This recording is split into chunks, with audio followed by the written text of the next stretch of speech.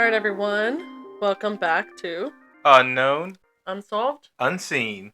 Triple U.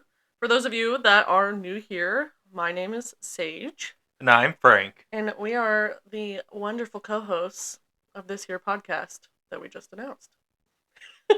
Okay, I get. Listen, I didn't practice that, okay? That was total freestyle. Yeah, we should probably start saying what our names are, though, because there's probably people who are just joining for the first time here and there.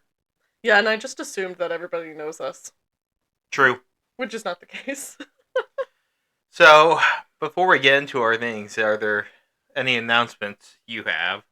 Yeah, I did have one announcement that I wanted to make, and that is, if you're familiar with haunted places in Pennsylvania, you'll recognize the name Penhurst Asylum. We just bought tickets for their Paracon and Oddities Expo that's taking place May 17th and May 18th. Highly recommend that you guys grab your tickets. This will be our first time experiencing this, but there's going to be a lot of great faces there from Ghost Hunters, from I think Nick Groff from Ghost Adventures. There's gonna be oh my gosh, what's his name? What, are you talking about the guy hosting it? Yeah. You don't... Josh Gates? Josh Gates. The Josh Gates. Josh Gates. The Josh Gates. And you don't know... I know who it is, I just forgot his name. Oh my, you disappoint me at times. If I get to meet him, I can die happy then. Oh, well, good for you. I'm happy that our day of marriage didn't do that for you. What? Are you offended? No, it's okay. I'm a little offended. It's fine. Well, did you hunt for cryptids around the world? No, I did not. I did not hunt for cryptids around the world. But yeah, so he'll be there. A lot of other great things going on. Frank and I did get the VIP tickets. As of last night, they were on sale. I have no idea if they'll still be on sale when this comes out. There's VIP lounge, all those kinds of things. They also have like paranormal tours that are going to be going on overnight. I don't think there is any for the weekend of this Paracon, but you can look forward to that through a couple months from like March to June, I think it is. And I think they're also doing like almost kind of like a Field of Screams type thing, like haunted house in some of the buildings that you can get tickets for as well. So, will you do that? Absolutely not. I'm all for things paranormal if they're over there. Scaredy cat. I am a scaredy cat, and I'm fully willing to admit it. So fair enough. So is that all you had on that Penhurst one? Yeah, that's what I got. Go get your tickets. If you just look up Penhurst Asylum, it's the first thing you'll see when you click on their website. All right. Another actually ghost event happening in Pennsylvania. So if you like your Pennsylvania ghosts, probably don't know about this one, but in Lancaster, there's a brewery called Booby's Brewery. I know. Funny name. It's B-U-B-E as well. And it is, from what I understand, that is how it's pronounced. Yeah. So don't go looking up Boo Bees, because you're going to get some way different results. Yeah, so B-U-B-E apostrophe S brewery. So they are doing ghost tours in December of their haunted brewery on December 6th and December 20th. Both at 10 p.m. They're only $10 to go to. We should go. I think we should. But are we doing anything? Let's plan it right now, Frank.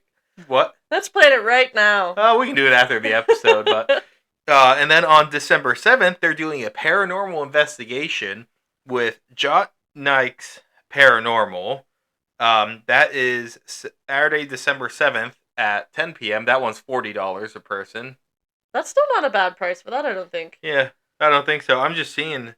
Joint birthday celebration for us? Could be.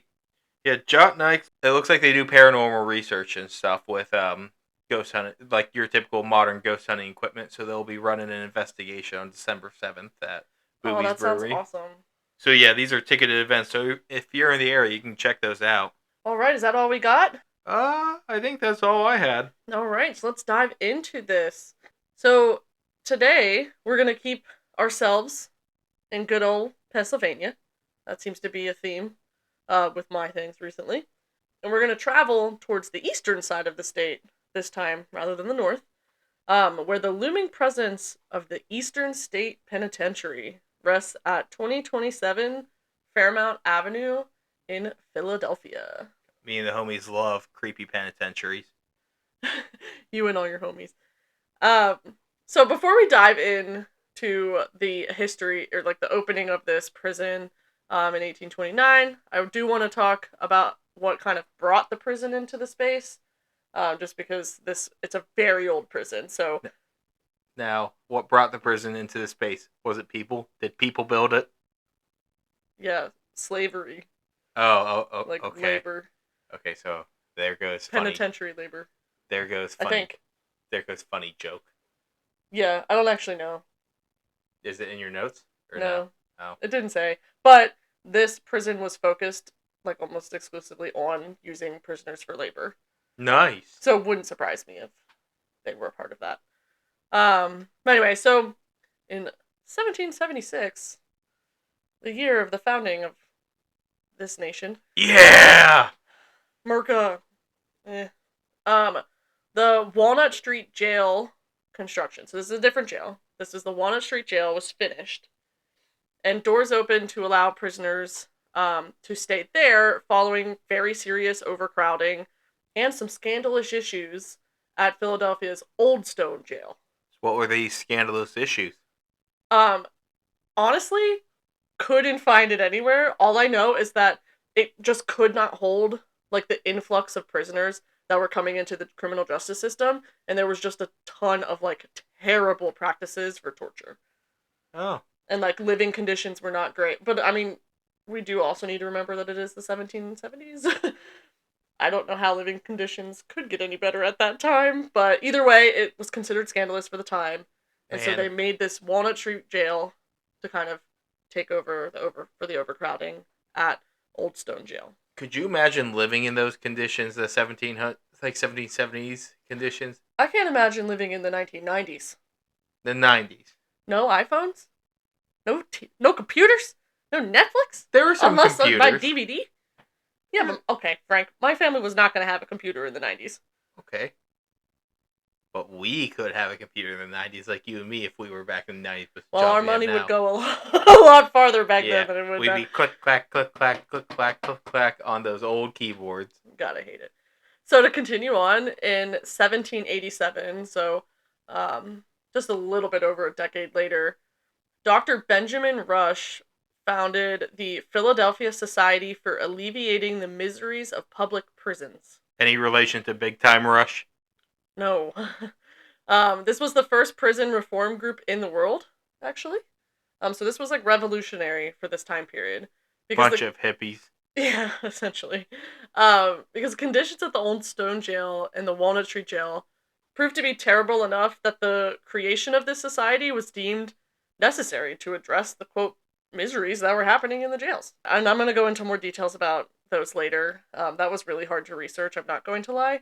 But we'll get into that. Because despite the creation of this society, Eastern State is not absolved from its use of torture and things like that. So we'll get into that later. But our good friend, Benjamin Franklin. Yeah, Benny Franklin. Actually joined the society in August of 1787. And it actually still exists today. So it's been about 2.5 centuries. Can I say one thing about Ben Franklin? Okay. When I think of him, I always think of, I forget where this line is, but it was, call me Benjamin Button, because I can't button up with all these Benjamins, or something like that. That has... Okay. Well, Benjamin Franklin's on the $100 bill, so that's why. I get that. All these Benjamins. But that's what yeah. makes me think that stupid line from I don't even know where. Alright, so over 2.5 centuries later, this society is still existing, but it is now under the name of Pennsylvania Prison Society, promoting correctional reform and social justice for prisons and prisoners in Pennsylvania. So still a bunch of hippies. Yep. Just a few years later, in 1790, construction to expand the Walnut Street jail was completed, so they were making it bigger. And this was the first existence of what they would call a penitentiary house. And this featured 16 cells that sit within the walls of the jail. And this is where they started experimenting with solitary confinement in Pennsylvania, at least in this jail. So they've got 16 cells that are within these walls, and they would experiment with day and night solitary confinement to like how prisoners would react. So they're really not increasing the welfare of these prisoners, despite the society existing. A couple decades later, in 1821, that same society, Philadelphia Society for Alleviating the Miseries of Public Prisons, which, my God, that is a mouthful.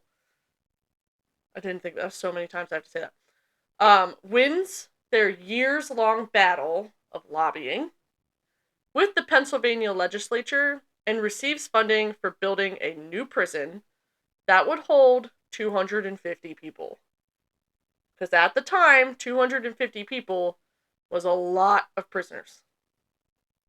And this would be the beginning of the construction of Eastern State Penitentiary.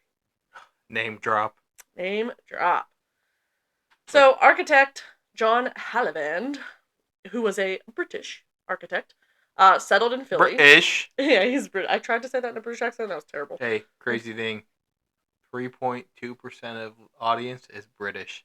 So shout out to the British homies right now. Yeah, whoever you are in Britain, thanks. Love the British homies. I hope you're listening to us on a Tuesday. And to the one Russian listener, and the one German listener, and the one South Korean listener. Love my international homies. Yep. Anyway, so we've got architect John Hallivan.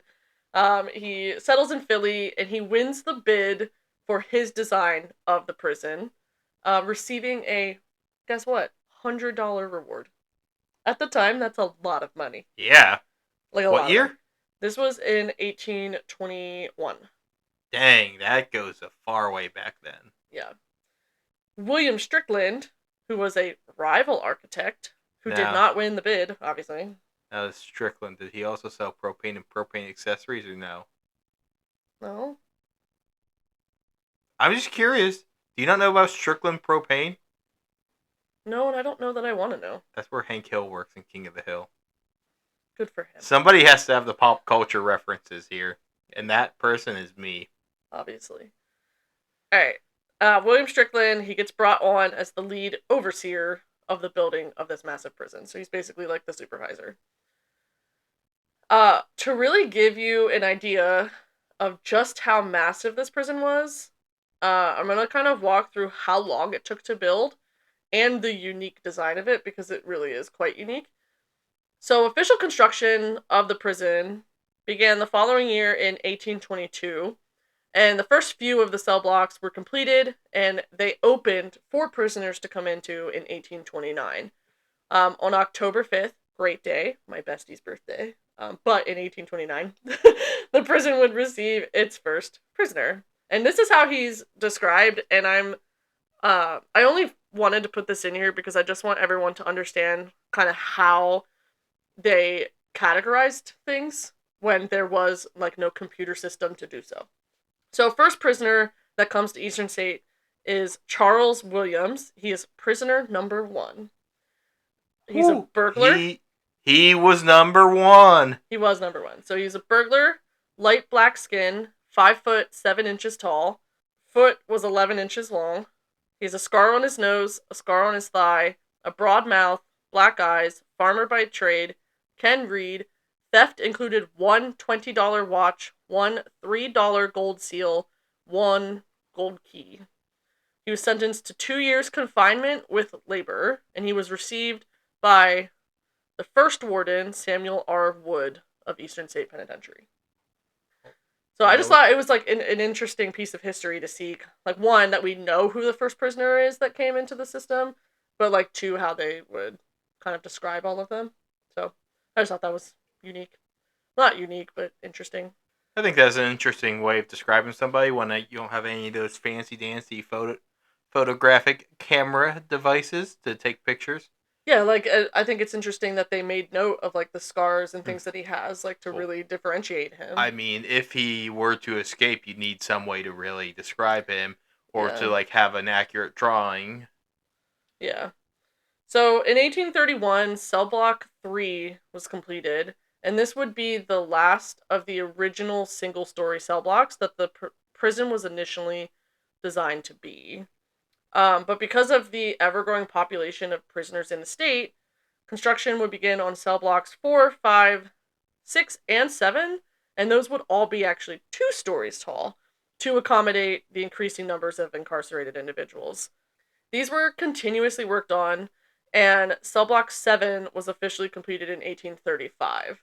So construction for this prison started in 22, and the first 7 cell blocks, which wasn't completed until 35. So that's 13 years that it took to build. That's a lot, at least in my opinion. In 1836, so nearly 14 years following the initial groundbreaking, the original prison, so that's the 7 cell blocks, is completed under the supervision of the original architect behind its design, John Halibut, our British friend.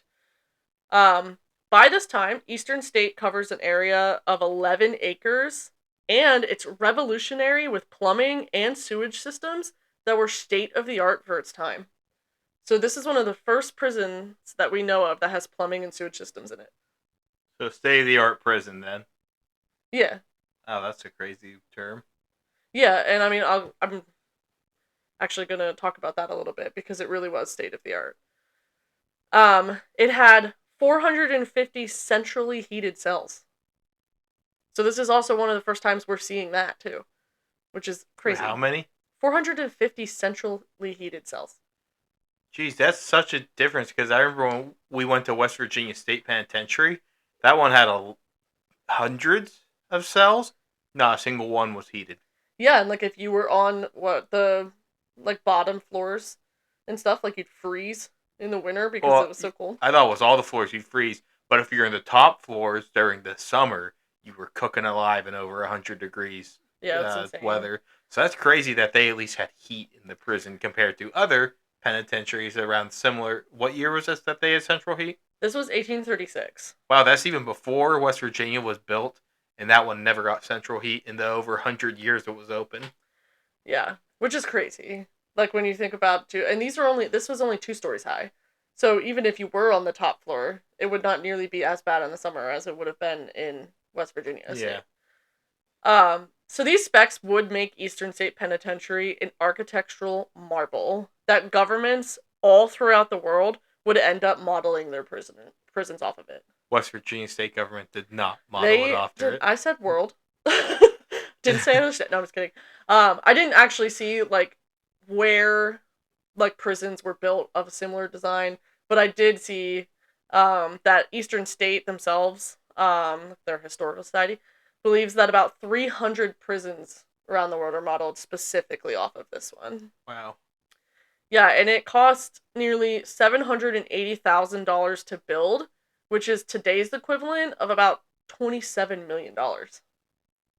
Which, in the grand scheme of things, doesn't actually seem like that much. No, actually, $27 million is not much. When you think of how big this place is and what it would take to build it today, I think it would be more in the hundreds of millions. Yeah. Obviously, there would be a lot more going into it today, but like electricity, modern marvels. Yeah. And this was one of the most expensive buildings to ever be built in the United States at this time, and it was believed to only have been beaten by the construction of the U.S. Capitol. So at this time, this is the second most expensive building to exist on United States land. And It's in our state of Pennsylvania. Woo, Pennsylvania! Yay, we're known for something. Whoa. We got burning coal mines, we got haunted prisons, got haunted asylums, haunted breweries. We got great hockey. Mediocre hockey. Well, we got a hockey team that's great. One hockey team that's good, 2 mediocre ones that are in the professional league. Yeah. A decent football team and a mediocre football team. College football, go Penn State. Like I said, mediocre football team. If they beat Ohio State, then I can not call them mediocre, but this year was not their year. Just like the year before and the year before that, too. Okay, alright. I don't need reminded of the devastation of that loss. Alright, so by 1877, so we're looking at 55 years after this prison was set, ground broke, another set of 4 new cell blocks were completed, constructed and completed. These had to be constructed without the exercise yards, though. So each of the cell blocks in the original design actually had its own attached like exercise yards. And a little bit later, like just in a minute, I'm gonna talk about like why that was. But these were constructed without the exercise yards because the increasing size of the prison and the closer that the city of Philadelphia got to the prison's lot. So like they were like what I was reading was that the prison wasn't growing out to the city. The city was growing to the prison. Well, yeah, when we were there, it looked like the city's around it. Yeah, and so like they couldn't expand their lot. So that's why like these don't have exercise yards because they had to fit them like on the lot that they had. And so they were built in the existing spaces between the original cell blocks. Oh. Yeah, and so I'm like assuming that like as this was in the 1870s it would have been more difficult to go higher than 2 stories. I mean, you could probably go up to like 4 or 5. I mean, Like I what? mean on a building like this that's made out of like reinforced concrete. You could probably go up to there. So then I guess I'm like when I was reading this I was just kind of confused why they went in between rather than going up. And I'm assuming maybe that has to do with air in the summer. Maybe. But anyway, so they had to build them in between just because there was no room elsewhere for them to go. And so by 1911, cell block 12, so up to 12 now, was completed and was wedged in the space between cell blocks 6 and 7. This one specifically was like drastically different from all of the other blocks before it because this one actually consisted of light colored reinforced concrete. And I think the rest of them was like just dark concrete. Is there a reason why light colored? I didn't really see anything. I think it just had to probably do with what was available at the time. Unique. And it was actually 3 floors, so it's the tallest of the levels so far. And each floor had 40 cells each, and there were no arched ceilings in this one, like the drawings, like the other cells had. So it had like more of a flat roof, and instead of skylights like those that existed in the other cell blocks, because remember most of the cell blocks, like half of the cell blocks, almost are 1 story. Like a couple of them at this point, I think 4 or 5 are 2 story, and so they had skylights that would shine down, like from the top. In this one though, they didn't have that. And there was just a small, narrow window at the end of the cell instead to bring in some light. So you talk about going from a skylight that's letting in tons of sunlight to like a narrow little window that like is letting in like if you think about like if it's dark out, like if it's raining or something, you're gonna be in literal pitch black in your cell. Which is what they wanted. Witches, burn them. That's not. I didn't say witches. I said which is. Yeah, but the way you sound made it sound like Not right. witches. Sorry, I gotta make the jokes. So, in 1926, despite the Pennsylvania system of confinement with solitude being officially abandoned, which I will go into that in a little bit, I kind of saved that more for when I talk about like what was going on in this prison rather than during its construction. But that system's abandoned in 1926. Or it's abandoned in 1913, though it really had broken down decades later. But in 1926, they began the construction of cell block number 14. And this cell block was going to be the second of those 3-story cell blocks that was like similar to the one that was number 12 that I just talked about. So any and all spaces that were originally between the cell blocks are now like virtually non-existent at this point. Like, and like you can't even fit in between them pretty much. Like that is how tight this prison, this massive like gargantuan prison is like compacted on the lot that it's on. And so remember how I said that it was originally supposed to hold only 250 people? Yeah, but I know at one point you said 450 cells, so I'm assuming it's grown exponentially. Yeah. Can I take a guess? Sure.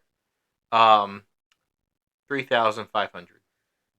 No, actually almost exactly half of that. 1,700. Damn. I was going to say 2,000 was going to be my minimum guess. Yeah, and like at this point they were starting to allow prisoners to have cellmates. But up until 1913 everybody was by themselves. That must have been like kind of a luxury No. to like be on your own. No. Really? Yeah, I will explain why it was not a luxury. Okay. Um, so I'm pretty sure this is all for the construction of the building. And this is how it stands today. So there's 14 cell blocks. Um, it's like a very interesting pattern. So on their website, they state that the penitentiary is on 11 acres, like I said, but the building specifically covers 9.8 acres, like within and including the prison walls. So these walls are 10 feet wide at the base and 30 feet tall. Like, huge. And the walls on the outside measure exactly half a mile in length. Which they were very, like, clear that it was exactly half a mile. So, like, I don't know if that's Somebody's out there with a tape measure. yeah, like, down to the inch or what. But, so it originally had 7 cell blocks, but would be constructed to end up having 15 of varying heights and designs. And altogether, it held about 1,000 cells. So by the time it's constructed, it had about 1,000 cells. What made it so unique, like I said earlier, is that the design's actually radial, or like kind of like hub and spoke, where the cells like all meet at the center, like the spokes on a wheel.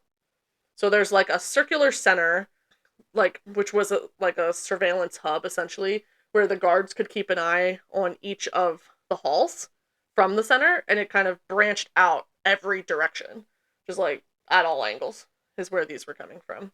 The prison itself is circular. The walls are not. It was like a square lot with the walls, and it's like the circular prison at the middle, which is like so fascinating to me that it was like. But again, this is why it was so revolutionary, right? Because you could have that central hub where guards could sit, and they wouldn't have to patrol up and down all these interconnected hallways and things like that. They could sit in one spot and kind of view at least down each hall. Maybe not what's going on in each hall, but like down each one of them. Right, so like that, it's revolutionary. Prisons all over the world are being built out, modeled after it. However, like most things that we talk about on here, because we are talking about the mysterious stuff and the hauntings. Ghosts. Yeah, and by 1945, the marvel that was Eastern State Penitentiary started to lose its appeal. And Pennsylvania legislature recommended that the prison be abandoned.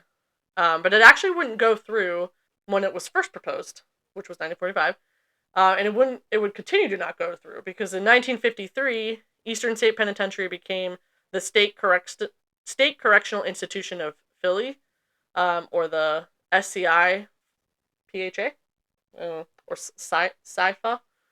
And then in 1958, the city of Philadelphia certifies Eastern State Penitentiary as a historic property. And in 1965, the federal government designates Eastern State Penitentiary as a National Historic Landmark. And at this point, it's still housing prisoners. So we still have, Pennsylvania still has prisoners in this prison while it's being designated as a historic property and National Historic Landmark. So people just go in and see prisoners? Yeah. Oh, really? Like, if I recall from the website, I'm pretty sure that they did have tours that started. Well, they're still prisoners. I think. I don't actually remember. I feel like I should look that up. That would be weird if you're a prisoner and people are like taking a historic tour. Like, I might be totally wrong. All I remember is that the tours like started really early. Here we have Joe Schmo, convicted for murder, sitting in his cell. No flash photography, people. He's in his natural environment. There was also a bunch of riots and stuff. I didn't really go over them, I'll be honest. Cell blocks were desegregated in 1961. So that was before it was designated as a National Historic Landmark. No, it was right after. Wait, when were cells desegregated? 1961. Oh, that's a bit ahead of the law of desegregation. That's neat. Yeah. No, it was actually in, like later that it had tours starting. But it was used for other things pretty close right after. Anyway. So, finally in 1970, Eastern State Penitentiary officially closes, and most of the prisoners end up getting sent to the State Correctional Institution at Graterford. And while the penitentiary's electrical and mechanical systems are in terrible shape at this time, its walls and paints are in perfect condition. It ends up getting used as storage space for a while. It does end up housing prisoners again when there is a riot at another prison, and so they transported prisoners here. But it would not remain in perfect condition for very long, as it ended up eventually sitting abandoned for a few decades. Like I said, it was used for storage by the Philadelphia Streets Department. Vandals smashed the skylights in the windows. There's an urban forest, as they call it, because it's in the city, that's growing in all the halls and the cells. So it's being taken over. It's clearly abandoned at this point. So, is this when people first start seeing ghosts? Oh, I don't know when they started. Well, actually, I know a little bit of when they started. Well, I'm here for that. Yeah, so eventually in 1974, Mayor Frank Rizzo. Frank! Wait, I'm pretty sure this guy has a not good history. He suggests demolishing Eastern State in order to construct a criminal justice center. And plans begin to get permits and approval by the redevelopment authority to get proposals for commercial use for this space. But in 1988, the Eastern State Task Force, who were a group of architects, preservationists, and historians, was formed. And Mayor Wilson Good at that time, in 1988, urges the redevelopment authority to reject all of the proposals for the commercial use of this property. So 1974, Mayor Frank Rizzo says, let's demolish it, let's get permits, all this different stuff. 1988, Mayor Wilson Good says, reject that. We don't want that. Let's keep it a historic landmark. Real quick fun fact. Yeah. Frank Rizzo, in 1993 survey of historians and political scientists and urban experts, what's called did a ranking of American big city mayors, and he was the 5th worst. I'm pretty sure there's like stuff with like discrimination and stuff. That doesn't surprise me. And in 1991, with generous funding from the Pew Charitable Trust, stabilization and preservation efforts began. And in 1994, the doors were opened for tours to begin, and the tours have expanded over the last few decades to what you can see today. And so this trust is what is kind of keeping, brought Eastern State into a time where we could safely tour it. So that's kind of the history of it. I don't know that anyone else found that interesting, but I found that interesting. Granted, I've heard a lot of it before. Yeah, obviously. Well, yeah. But I just think that it's, to me, the fact that it was something that other prisons were based off of was just really interesting. And then you look at it today and you just think, how it's not happening anymore. Prisons are still not looking like this anymore. So next part I'm going to go into is some notable faces that were not actually seen at the penitentiary, because everybody was in solitary confinement, but that were at least present. So first we've got Victor Babe Andrioli. He was convicted of killing a Pennsylvania state trooper in 1937, and he was sentenced to serving a life for first-degree murder at Eastern State. And in 1943, he escaped by allegedly hiding in a delivery truck that was leaving the prison. He was caught several weeks later in a Chester, PA diner, and he was shot dead there. Oh, wow. But surprisingly, there were a lot of escapes or attempts to escape from this prison, despite the 30-foot walls. We've got Morris, the rabbi, Bulber. He came to Eastern State in 1942. He was also serving a life sentence because he was a member of an arsenic murder ring that was located in Philadelphia. So, wow. I know. So he was allegedly referred to as, quote, a veteran witch doctor and compounder of charms. And he was a leader, one of the leaders of this arsenic murdering group. And it appealed to women who were willing to murder their husbands. Okay. But arsenic wasn't the only method used. But, which is really interesting to me. Frank's, backing away from me right now. I don't want my wife to murder her husband. Well, I prefer they to did live. it in order to collect their husband's insurance policies. But, yeah, so I think this is fascinating because right now, it's 2024. Right now, if you're, in any spaces that are, pro-women, and people who are upset right now about the state of the world, Aqua Tofana is, making a resurgence. The education of Aqua Tofana is making a resurgence. And this was a poison that was, specifically made for women by women to poison and kill their husbands. Now, they were killing husbands. And you know this why? Well, my understanding is they were killing husbands that were, like, domestically abusive, or, like, raping them, cheating, like, the horrible things they were killing their husbands for, right? I do know this because I watch Bailey Sarian, on YouTube, and she does murder mystery makeup Mondays. And she, like, it's kind of like her slogan is Aqua Tofana for some reason. I don't know. So she kind of, like, I know it from there, but it's, like, made a resurgence. It's all over my TikTok. So, I'm promised I'm not going to get my hands on it at least until you have a life insurance policy. Okay. I'm not going to get a life insurance policy just so she doesn't kill me. Yeah. Yeah, so it appealed to women who wanted to murder their husbands to collect the insurance policies. And between 1932 and 1937, this group was responsible for the deaths of at least 30 people. So they got away with it up to 30 people. And 16 people ended up being convicted for participating in this, including Bulber, the guy I was just talking about, and Horace Perlman, who had also served time at Eastern State.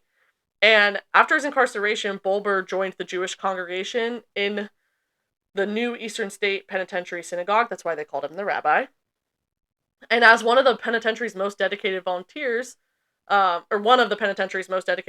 Joseph Paul took interest in him. And his concern for him, like, moved Bulber so much that less than 2 weeks before his death at Eastern State in 1954, Bulber wrote of Joseph Paul, "As for me, I remember his numerous, never-to-be-forgotten acts of kindness he had shown me. Therefore I pray for him, a prayer he surely deserves for all the good he has done for me." And I thought that was a really sweet story, that despite the horrificness that I'm going to end up telling you about what was happening at this prison, there was at least one person who was being kind. I just needed that because it was hard to research some of this stuff because it's really depressing. Next we got Leo Callahan. He's approximately one of 100 people to escape from Eastern State Penitentiary, but he's only one of 4 that got away with it. So they never found him? Nope. So unsolved? Yeah. So he was charged with assault and battery with the intent to kill and sentenced to serve his time in Eastern State, and he escaped using a makeshift wooden ladder in 1923. So he built a ladder along with 5 other prisoners to scale the east wall of the penitentiary. That has to be a big-ass ladder. Over 30 feet. And then you think about, like, jumping to the other side. Well, unless they pick the ladder up and use it on the other end. One by one? There's 6 of them. They're flipping it back. I mean, that's a big ladder. You think they could lift a 30-foot ladder over the wall? Maybe. Or, like, you could pull it up and, like, shimmy it up with multiple guys. I don't know. I mean, it was 10-foot wide walls, so, like, there was space to stand at the top. So, were the others caught? Yep. And so this guy's never been found? Yep.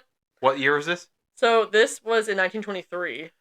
So, he's dead by now, so this was never solved. Yeah, that's funny. Because that's funny you say that, because I actually wrote his 5 accomplices were all eventually captured, but Callahan is still at large, although he would now be more than 110 years old, so it's pretty likely he's not even alive at this point. So we're like, I'm assuming big manhunt for him?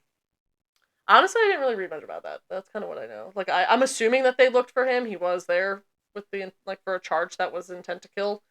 I think they tried to go after all of them. Obviously, that's because we know people were recaptured. Yep. But interesting. We've got William Francis Slick Willie Sutton.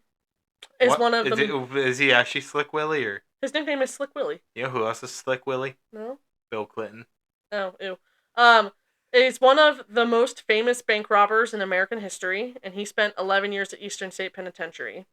In 1945, he, along with 11 other prisoners, escaped from Eastern State in a prisoner-dug tunnel that was 100 feet underground. So he was recaptured literally minutes later. Like, he did not make it far whatsoever.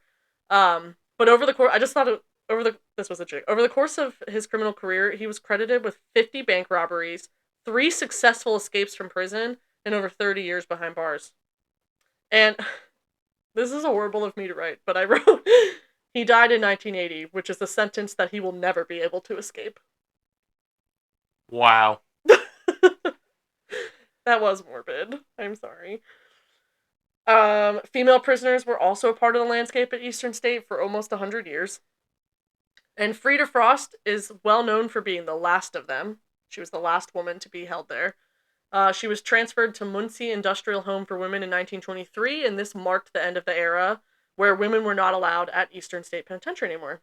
She'd been serving a 20-year sentence for murder because she'd poisoned her husband. And then I wrote, better watch out, Frank. LOL. In my notes. Oh.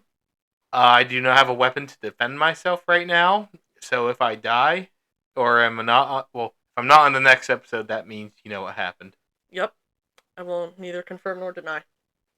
So, okay, that's suspicious. So, arguably the most famous of all prisoners at Eastern State, and honestly one of the most famous prisoners of all time, also had to stay here, obviously, and that would be Alfonso Al Capone. I know that name. Yeah. So Al Capone was Chicago's most famous mob boss, and he actually spent 8 months at Eastern State in cell block 8 from 1929 to 1930 because he was arrested for carrying a concealed deadly weapon. And this was his first prison sentence. Wow, Pennsylvania. The first place to jail Capone. Yeah, except that it really wasn't jail for him because he spent it in relative luxury. Because when you look at a cell, which is located on the Park Avenue block, I don't know why that was important, but it is. It had furniture, oriental rugs, a cabinet radio, and an article in the Philadelphia Public Ledger published on August 20th, 1929, described his cell as the whole room was suffused in the glow of a desk lamp, which stood on a polished desk.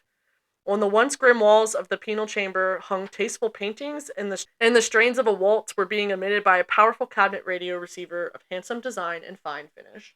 Like how that there's a level of corruption there if he's able to get all of that in. Oh, absolutely. I mean, he's a mob boss. Like, he's got money. And finally, my favorite.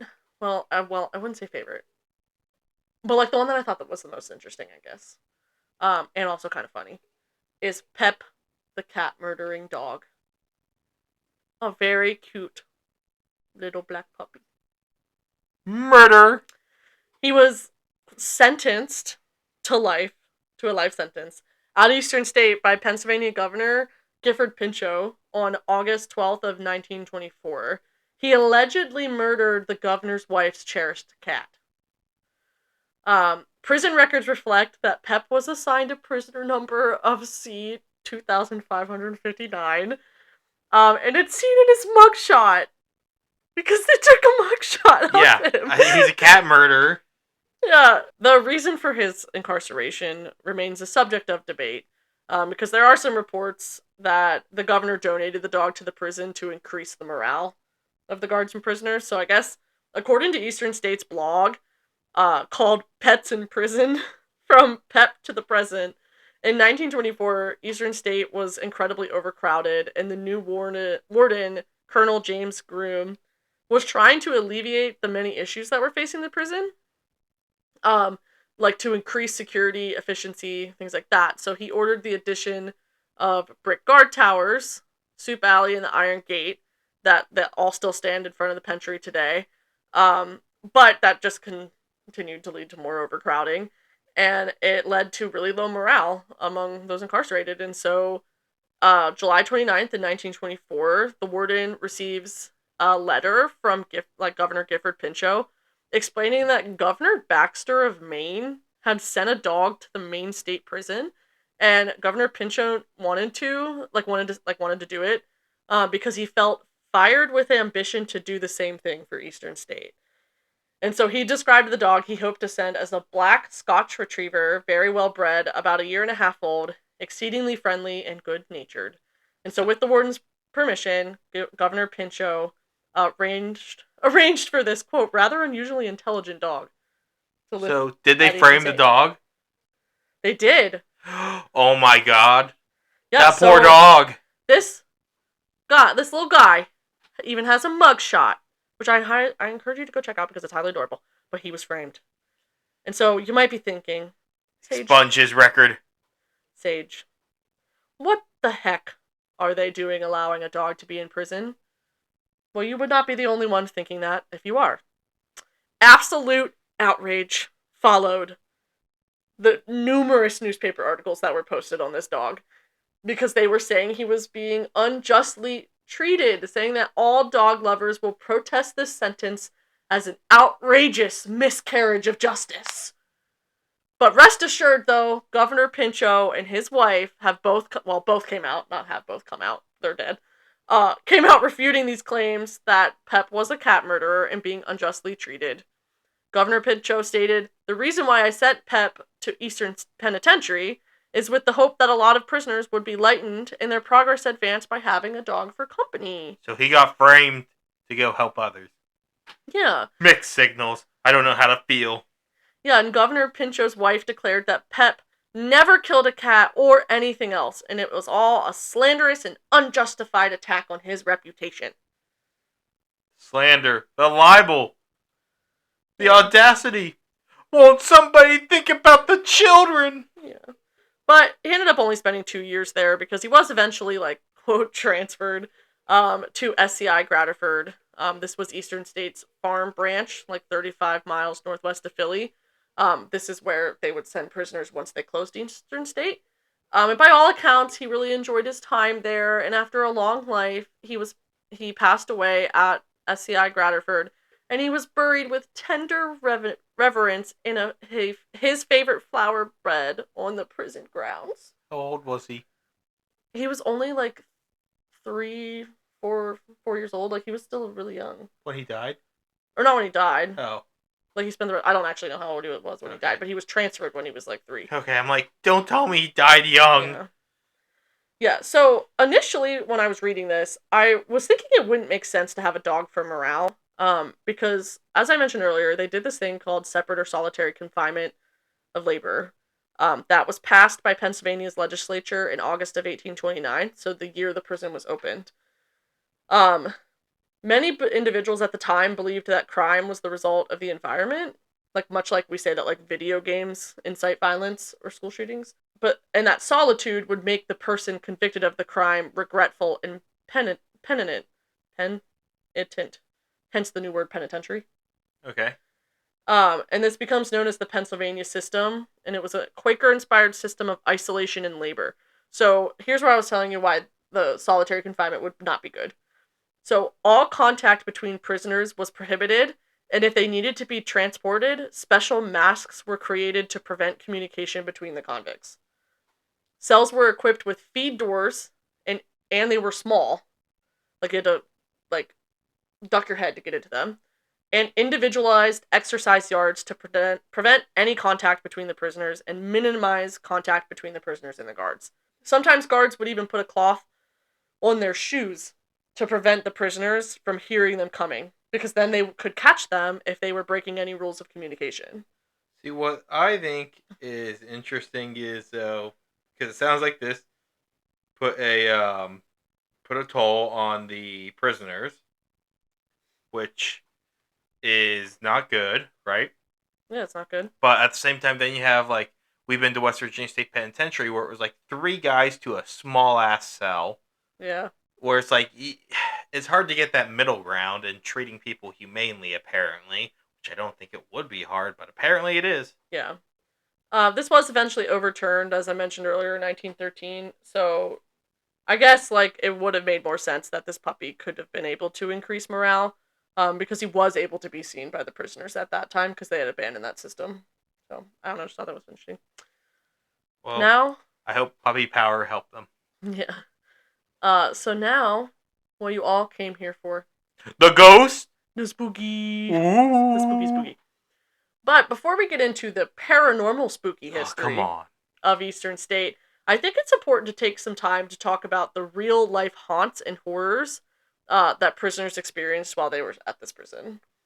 So while it was deemed a revolutionary prison that others across the globe were going to be modeled after, it truthfully was anything but humane. Punishments were meant to inflict the worst kind of pain and torture that made the prison feel like a tomb of insanity. So probably the most horrifying punishment to me was that of the water bath. What else do you take a bath with, huh? Yeah, except that prisoners would be dunked into a tub of ice water and then chained to the wall for the night. And the most barbaric part of this punishment was that guards, most of the guards were so cruel that they would reserve this punishment for the winter months, where the water would then freeze to the prisoner's skin and instigate the beginnings of frostbite. Yikes. Yeah, and years later, water was still used as a punishment, where prisoners would be chained to the wall, but instead of being dunked in the water and left to freeze, they would just be blasted with high-pressure hoses. Still not good. Nope. There was also the mad chair. This was a chair in which inmates were bound so tightly that the circulation to their limbs was cut off for hours or days at a time, if they were very unlucky to be there for days at a time. And so after extended periods of time without their limbs getting proper circulation, many of the prisoners couldn't even walk after or use their arms or legs after being removed from this chair. And it was so bad for some that it even resulted in amputations of limbs because their circulation never returned. That's awful. I know. It's horrible. There was 2 more that were horrible, but another punishment was inflicted on prisoners was that of the iron gag, where the inmates' hands were tied behind their back and then strapped to an iron collar that had a 5-inch long prong on it that rested in their mouth and over their tongue. So any movement of their body would cause that iron collar to tear their tongue apart, and then they would bleed profusely from their mouths. I don't know what to even say about that. That's why know. That's why it's so quiet. What the fuck? It's important to note that this could be extremely deadly because you have the lingual... No shit. Yeah, you have the lingual artery in your tongue, and it's a major branch of your carotid. So if you have damage to that, you could bleed out really quickly. Ugh. I read though that only 1 prisoner died from this torture, so only 1 prisoner did bleed out. But I do suspect that there had to be so many injuries from this, and I'm surprised there's not more counts of death from that. The last punishment I'm going to discuss, because quite frankly, I just didn't even feel like I could handle researching more, because I was just so disgusted by all of this, is that of the, quote, hole, which was exactly what it sounds like.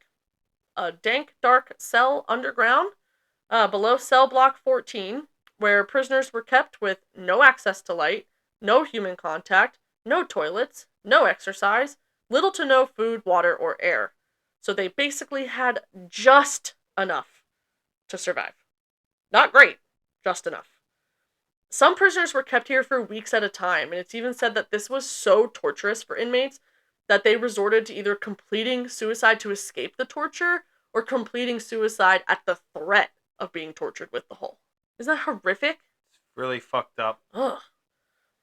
I would be remiss in my research if I didn't also point out that sources cite in Eastern State as, unlike other prisons, that it didn't use corporal punishment, and it strived, at least in theory, to end the ill treatment of prisoners. The creators of the prison wanted to move beyond simply punishing people and more towards a method of encouraging those incarcerated there to reflect on their choices and change their ways. I cannot say whether this is true or not. I figured it was worth mentioning. Doesn't sound like it to me. Doesn't sound like they were trying to end the ill treatment of prisoners. So you take that as you want. If you tour Eastern State, you'll walk in and you can just immediately feel the vibes of this place.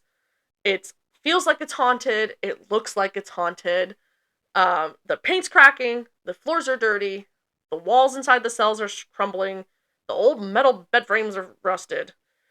A storied history lies in this massive prison, and it's really no stranger to paranormal happenings and rumors of ghosts that haunt the cells. So now we really are going to get into the spooky ghost stuff.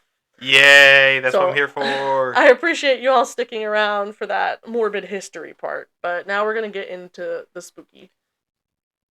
It's been featured on Travel Channel's Ghost Adventures and Most Haunted Live, Sci-Fi's Ghost Hunters, and MTV's Fear. I do want to say, while it's fun, it's exciting, and it's interesting to speculate and research the paranormal at really any location, I do think it's important to remember one of the tour guide, this quote from one of the tour guides, Ben Bookman, and he stated this about the prison. Most people making TV shows come in looking for ghosts. That's not the story we tell. Inmates were real people. These were people's lives. 70,000 people spent time here. We're not going to glorify it, and we're not going to make fun of it. So just keep that sentiment in mind as we explore what people have seen and experienced here at Pennsylvania's most notorious prison. I just want people to remember that, like, we're talking about ghosts, we're talking about the paranormal, but that's why I went through, like, the punishments that they experienced, and why, like, these were real people that were having just horrible things inflicted on them. And, like, I just wanted everyone to be aware of that. So, like, while I enjoy the paranormal, also remember they were actually people. Did they commit crime? Yes, but they were human beings that were being horrifically tortured by other human beings.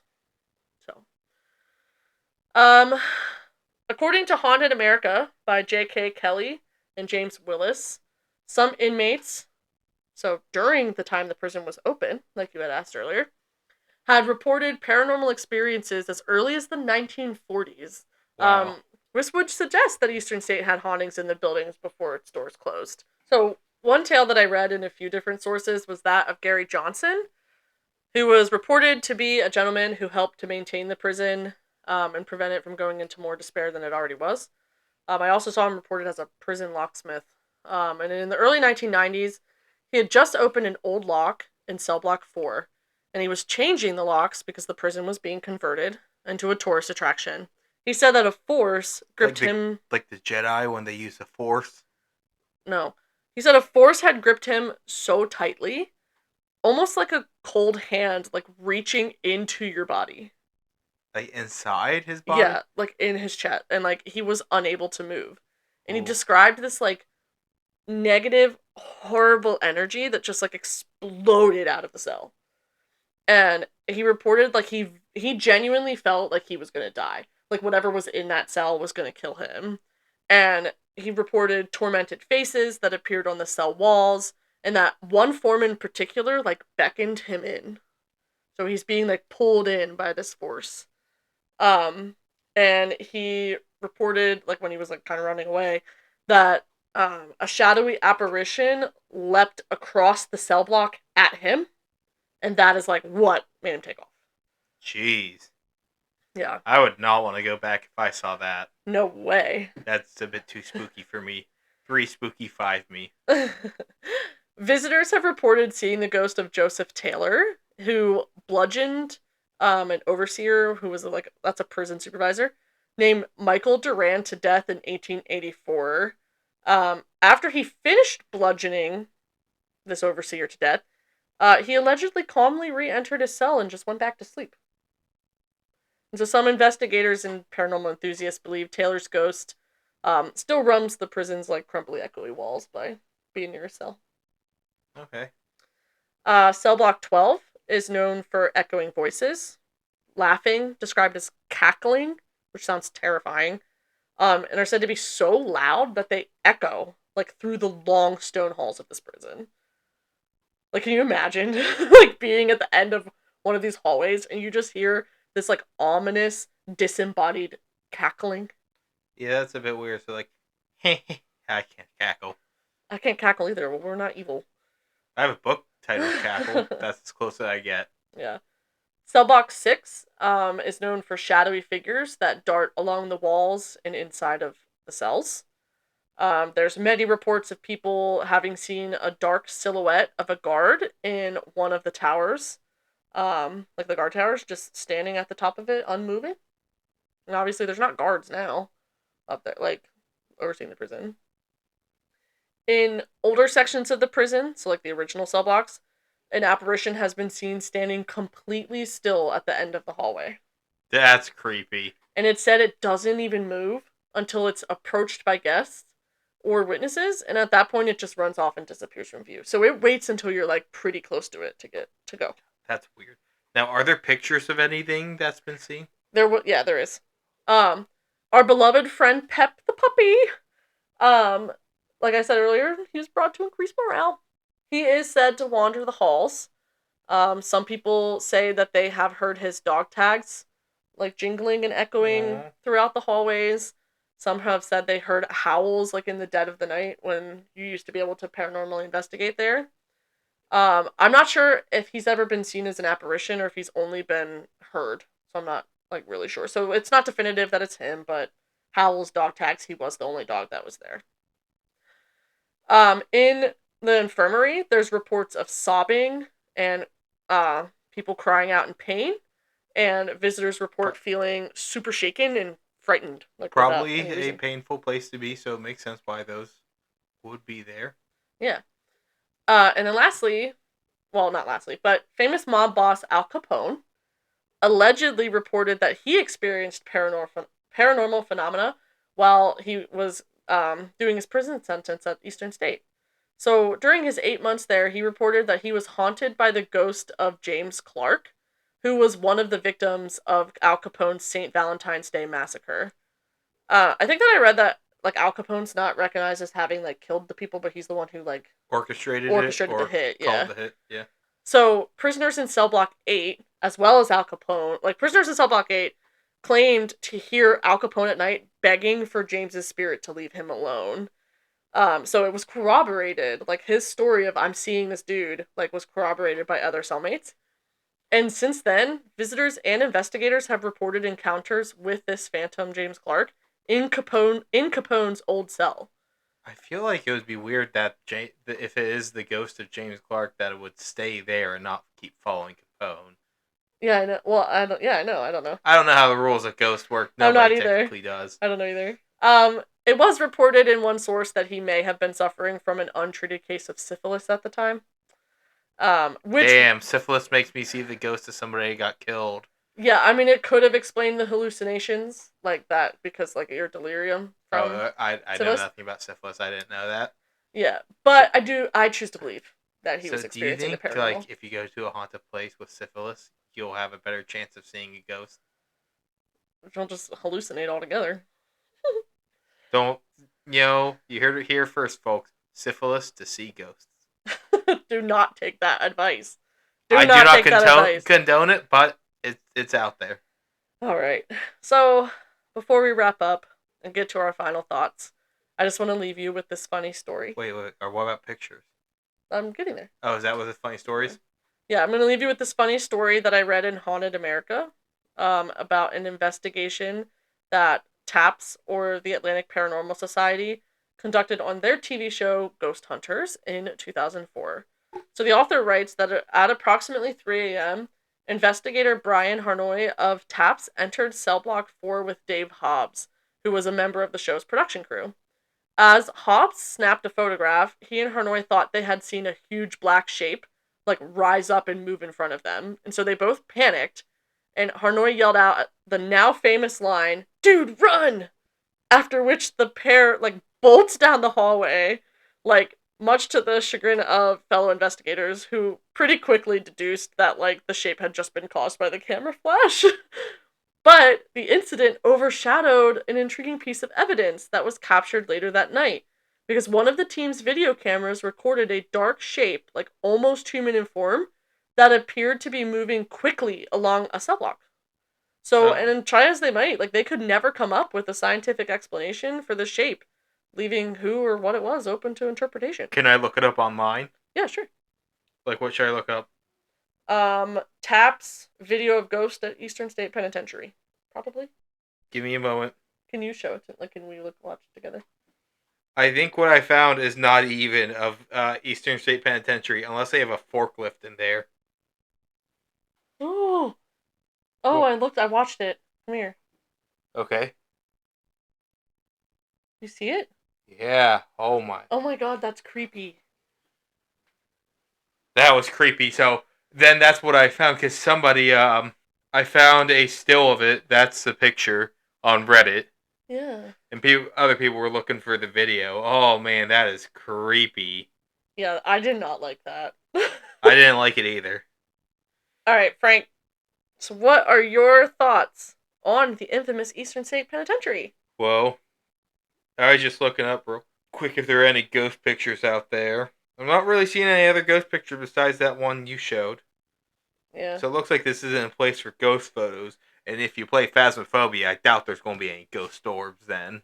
No, and I can tell you this isn't the place for ghost photos because I probably took about 1,000 when we were there, and not a single one of them had any. We were there during the day. But... Yeah. Is there anything you want to say about when we were there? Yeah, go for it. Talk about it. Well, no, I said, do you want to? I don't really have too much to comment on. Is it well, actually? It's an interesting place, and it has a cool like statistics on prison populations throughout the world and how the U.S. has a disproportionately large prison population. Yeah, so there's a bunch of different artwork that actually gets put up in the prison. So Pandemonium was a site-specific art installation by audio artists Jeanette Cardiff and George B.R.S. Miller. And that was open in cell block 7. The big graph is unveiled on the prison's baseball field, and I do believe that is the one that shows like the disproportionate number Yeah, of prisoners. it's so interesting. If you're there, you have to check that out. Yeah, and so those are two art pieces that are there. I mean, I enjoyed it. We went during the day. I don't believe that they do paranormal investigations anymore. Um, It sounds like they don't like to as much yeah, because kind of from what I said earlier that like this is yeah, it's about the inmates. But so we went and we did a day tour with a good friend of ours, Kevin, and we were down in the city. It was awesome. I was horrifically sick.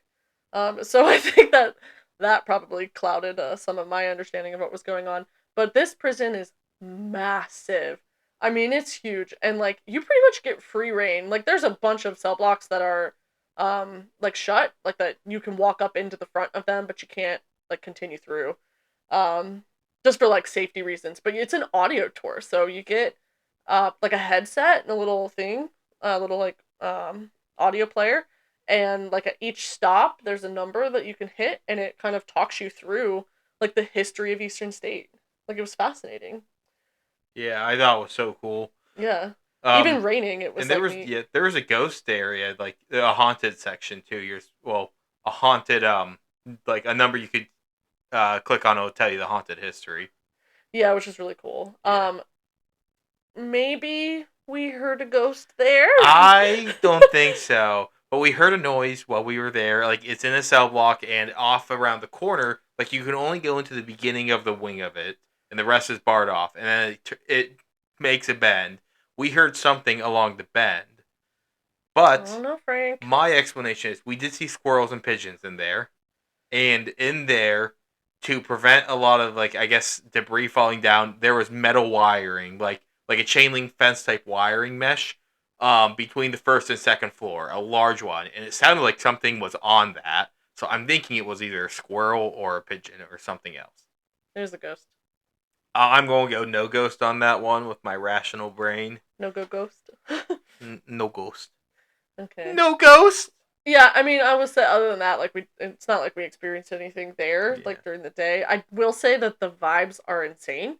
Like you walk into this prison and you feel just like like you pull up to it, right? Like remember how it It's felt menacing. like yeah, like pulling It up to it? it is also like it sticks out in the city. Yeah, it's this huge. It's almost they described it as being like cathedral like it's this massive like stone walls, like massive stone building. Like the oh my gosh, it's insane. It's huge. Vibes are insane. I highly recommend that you go check it out. So we encourage all of you to go tour the prison, see for yourself the history. It's magnificent. It's imposing. It's intimidating. It brings a lot to the Philadelphia area. Like so, we encourage you to like go check it out and. You can visit easternstate.org for ticketing information and tour descriptions. That is also where I found a good bit of my research, I'll be honest. Not on the haunting stuff. They did not have any of that on their website. But they have a specific section on their website titled research. And it's a bunch of like sources and blogs and stuff that are like by easternstate.org for you to be able to do your research for. Oh, interesting. Yeah, so it's pretty neat. So do you have any other final thoughts? No, I mean, I think there's a good chance it's haunted, but besides that one really compelling like video, I can't really say much else on it. But that video is compelling. That is, it's creepy. Yeah, I mean, I feel the same. So I leave you all with this quote. You know how I like to end some of mine with quotes when there's an interesting quote. Nevermore. Nope. No, this one's actually by Charles Dickens, who visited the prison during his America tour in 1842. So he writes, "Looking down these dreary passages, the dull repose and quiet that prevails is awful. Over the head and face of every prisoner who comes into this melancholy house, a black hood is drawn, And in this dark shroud, an emblem of the curtain dropped between him and the living world, he is led to the cell from which he never again comes forth until his whole term of imprisonment has expired. He is a man buried alive, to be dug out in the slow round of years. Are the prisoners' souls still serving their terms of imprisonment, or are the echoes of despair and pain floating in the wind just the residual effects of the horrific torture and conditions that inmates were forced to endure here at Eastern State Penitentiary? Let us know what you guys think in the comments. All right. Well, then, thank you guys for coming by and checking this out. Yeah, thanks everyone. Thanks for sitting through my history and then my interestry. I was trying to rhyme. But yeah, so that's what I got. All right. Well, ready to do our normal spiel at the end? Yep, go for it. All right. So you guys know what the deal is. If you're liking the podcast, go rate it, follow, review, like it, whatever it is on whatever platform you're listening to. Tell your friends and family about it. Spread the word. Go follow us on Instagram and Twitter, or X, I guess. And might make a blue sky because I see that is popping off. That's another Twitter-like thing. Oh, okay. Yeah, might make that. And yeah, our handles will be in the episode description, along with links to Puppysaurus's work and links to where you can get Puppysaurus's work if you're interested in commission or any of their Redbubble stickers or other items. Besides that, I think we're done here then. Yeah.